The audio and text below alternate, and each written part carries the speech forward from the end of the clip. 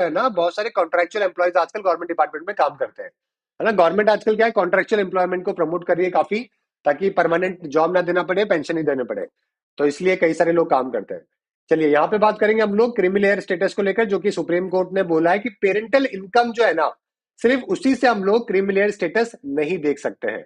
Interesting है ना। Normally तो आपने सुना यही होगा कि अगर 8 लाख रुपए सालाना इनकम है ओबीसी में किसी की, तो वो आ जाता है क्रीमी लेयर के अंदर और उसको ओबीसी रिजर्वेशन नहीं मिलता है। समझ गए। लेकिन यहाँ पे अगर आप बात करोगे तो सुप्रीम कोर्ट ये बोल रहा है कि क्रीमी लेयर का जो स्टेटस है ओबीसी रिजर्वेशन का, वो सिर्फ और सिर्फ आपके पेरेंटल इनकम के बेसिस के ऊपर नहीं है। ठीक है। ये दो मुद्दों के ऊपर बेस्ड है। एक तो स्टेटस बेस्ड है, ये प्योरली इनकम बेस्ड नहीं है। कोर्ट ने एम्फेसिस किया कि क्रीमी लेयर एक्सक्लूजन जो है ना, ये प्राइमरीली बेस्ड है स्टेटस के ऊपर, ये प्योरली इनकम बेस्ड नहीं है। पहले तो आपने हमेशा इनकम बेस्ड सुना होगा हर जगह पे। हमने ये सुना है ना, हमेशा तो ये सुना है कि भाई अगर आपकी 8 लाख से ऊपर की सालाना इनकम है तो आप क्रीमी लेयर में आप आ जाते हो और आपको ओबीसी रिजर्वेशन नहीं मिलता। लेकिन यहाँ पे नया मुद्दा है। यहाँ पे ये बोला गया है कि क्रीमी लेयर एक्सक्लूजन जो है ना, ये प्राइमरली स्टेटस बेस्ड है। स्टेटस का मतलब ये है कि अगर ओबीसी के अंदर मान लीजिए कोई सिविल सर्वेंट है, एमएलए है, एमपी है, जज है, ग्रुप ए एम्प्लॉय है, बहुत ही ज्यादा पैसे कमाने वाला डॉक्टर इंजीनियर है, तो ऐसे लोगों को क्रीमी लेयर में माना जाएगा, क्योंकि ऐसे लोगों को स्टेटस भी जो है वो काफी अच्छा है सोसाइटी के अंदर। तो उनको जो है वो रिजर्वेशन नहीं मिलेगा। लेकिन अगर मान लीजिए आपके पेरेंट जो है वो पीएसयू में काम करते हैं, आपके पेरेंट दोनों टीचर्स हैं, प्रोफेसर हैं, आपके पेरेंट जो है वो ठीक ठाक से दोनों जॉब करते हैं और उनकी सालाना इनकम जो है वो 12-15 लाख रुपए है, तो क्या वो ओबीसी के अंदर क्रीमी लेयर में आएंगे या नहीं आएंगे?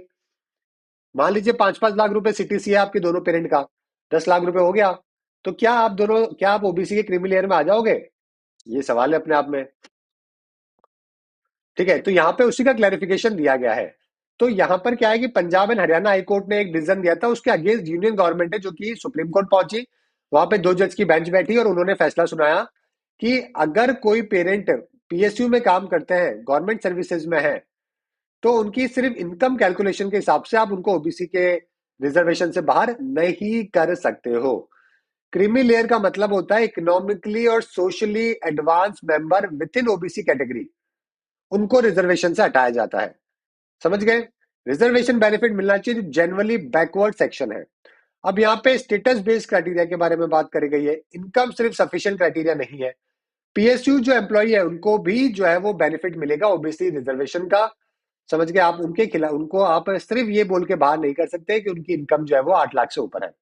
ओबीसी क्रीमी लेयर के एनुअल इनकम का एक बेंचमार्क 8 लाख रुपए डाला गया है।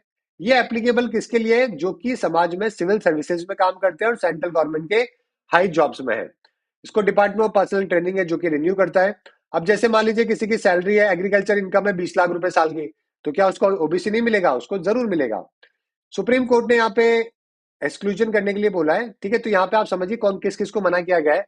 कैटेगरी जो ऑटोमेटिकली ट्रीट करी जाती है क्रीमी लेयर के तौर पे, क्रीमी लेयर 8 लाख रुपए तो है ही, बट उसके साथ में अगर मान लीजिए आप एमएलए, एमपी, जज, सीनियर सिविल सर्वेंट है, कर्नल रैंक से ऊपर के हैं, डॉक्टर, इंजीनियर, हाई इनकम के, तो ऐसे लोगों को ही जो है वो क्रीमी लेयर के अंदर इंक्लूड किया गया है। समझ गए। इनकी फैमिली जो है वो ओबीसी रिजर्वेशन नहीं ले सकती, बाकी सब ले सकती है। आर्टिकल 15 स्पेशल प्रोविजन है बैकवर्ड क्लास के लिए। 16 के अंदर पब्लिक एम्प्लॉयमेंट में रिजर्वेशन की बात करी गई है और 340 के अंदर कमीशन फॉर बैकवर्ड क्लासेस के बारे में चर्चा करी गई है।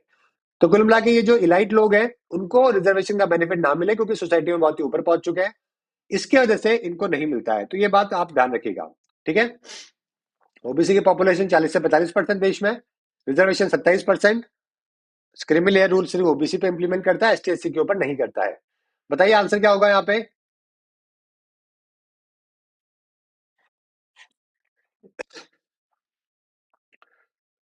सर ईरान का नहीं था, कुछ और था। मुझे भेज दिया करो जो भी आपके करंट अफेयर के एग्जाम होते हैं ना, जो भी आपके आपके एग्जाम होते हैं ना, वो भेज दिया करो मुझे bunesh@class24.study के ऊपर। 3 तरीके के सीवीज आप भेज सकते, 2 तरीके के सीवी आप भेज सकते हो मुझे।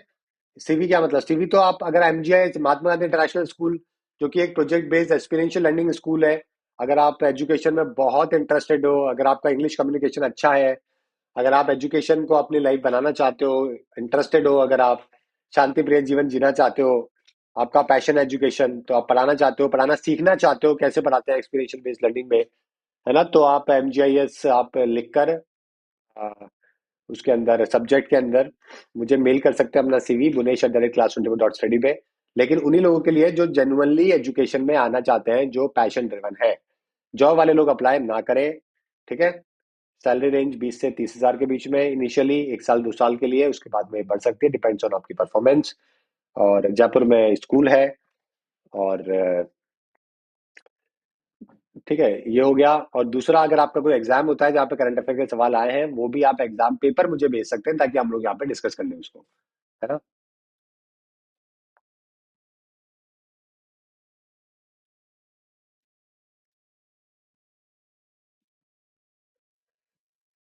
दीपक बोल रहे हैं कि ऐसे पर्सन से डिस्कशन हुआ, ऐसे जो कि अगर ये मानते हैं गांधी जी के बारे में, तो आप उनसे डिस्कशन ना ही करें, बहुत बढ़िया है। अपना